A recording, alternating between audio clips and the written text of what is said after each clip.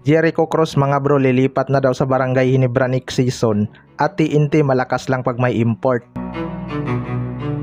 So bigo nga ang TNT tropang 5G mga bro, napatunayan sa lahat na hindi lang sila umaasa kay Rondy Hollis Jefferson. Sa dalawang conference nga kung saan dinomina ni RHG mga bro, marami ngang naging kritiko ang TNT tropang 5G.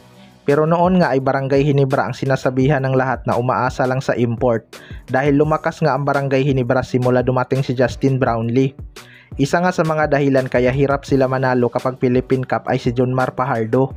Simula nga nag-matured ang laro ni Junmar Fajardo, pahirapan na talaga manalo sa Philippine Cup ang ibang team.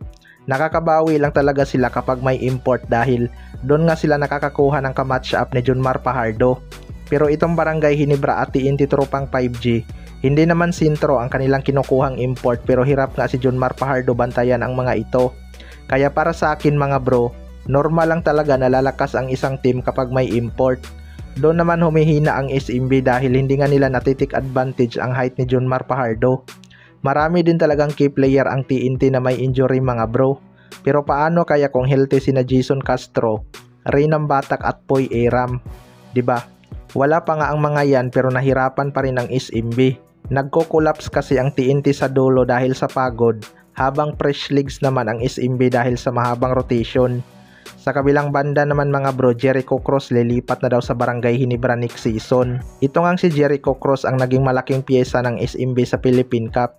Marami ngang nayayabangan sa player na to lalo na yung mga fans ng ibang team.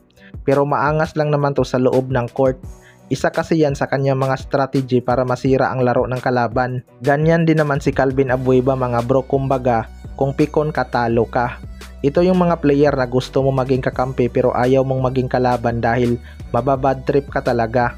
Pero marami nga nakapansin mga bro na parang paborito nga daw ni Boss Al Francis Chua itong si Jericho Cross. Kaya may mga usap-usapan nga na baka lilipat na to sa Barangay Ginebra next season. Well, para sa akin mga bro, wala namang imposible sa SMC group. Mas malalim kasi talaga ang bench ng SMB kumpara sa Barangay Ginebra. Kung sakali mang ilipat nila itong si Jericho Cross, hindi naman to ganun kabigat para sa SMB dahil nandyan pa naman si Nawami Chongson at Don Troliano. Ganitong tipo din kasi ng player ang kailangan ng Barangay Ginebra mga bro. Yung handa talagang makikipagbasagan ng mukha, makuha lang ang position. Isa pa, maaasahan nga ito sa opensa at depensa. Pero since mag-sister team ang SMB at Barangay Ginebra, kailangan nga nila ng conduit team para makasa ang trade. Isa nga sa mga posibleng maging conduit nila ay ang Northport Batampier. Pwede ngang magsama si Jericho Cross at Calvin Abueva sa Barangay Ginebra pag nagkataon. Kaya abangan na lang natin yan. Kayo mga bro, ano masasabi nyo tungkol dito?